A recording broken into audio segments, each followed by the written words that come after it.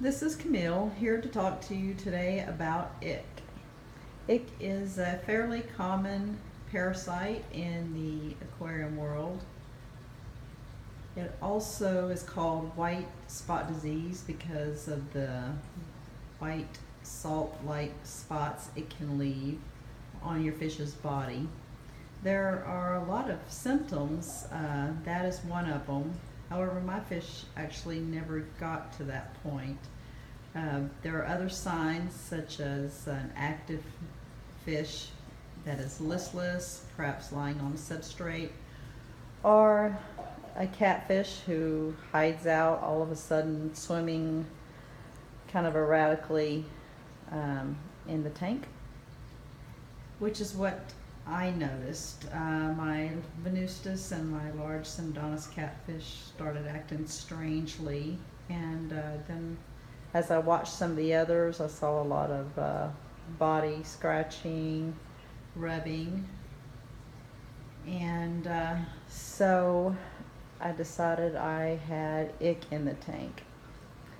About a week ago, a week and a half ago now probably, I bought a Fusco cichlid from my local pet store. After I got it home, I noticed some rapid breathing. He was kind of reclusive, but I thought it was just because he was new and didn't realize that he was sick.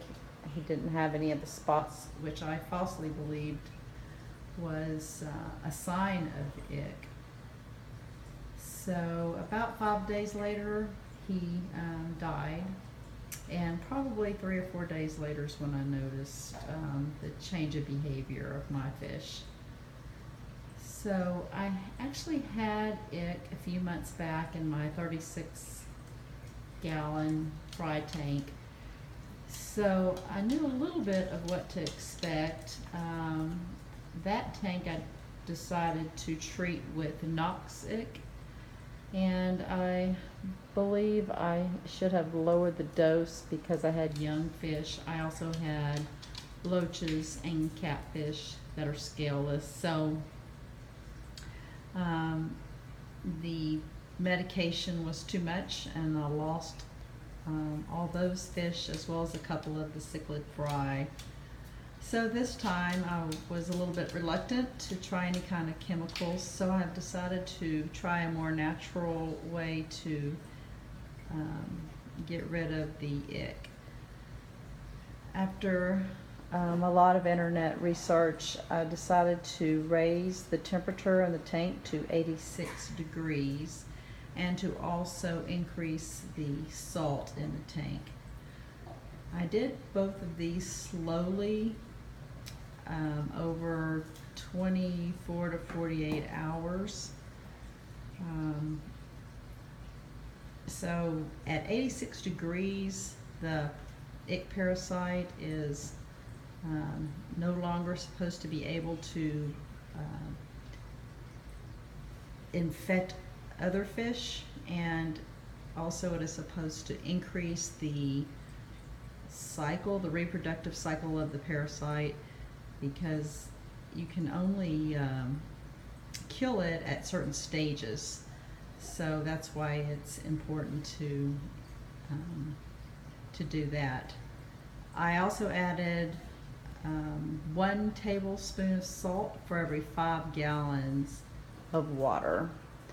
If you're treating with salt only, you're supposed to use more salt than that, but since I'm primarily using the heat method, I decided to only go with the lower dosage of salt.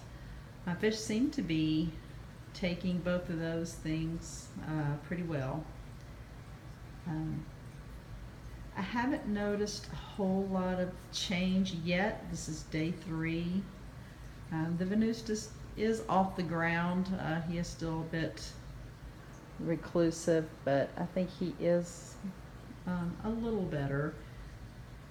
So I will keep you posted on if this method worked for me.